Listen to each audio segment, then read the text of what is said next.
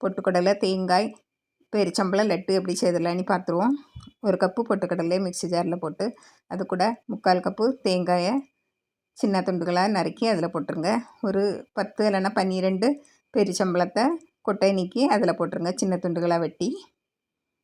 கொஞ்சமாக ஏலக்காய் பொடி, ஒரு 1/4 டீஸ்பூன் ஏலக்காய் பொடி போட்டு தண்ணி விடாமல் கெட்டியாக அரைச்சி எடுத்துருங்க. அரைச்சி எடுத்தாச்சு. நல்ல வாசனையாக இருக்குது.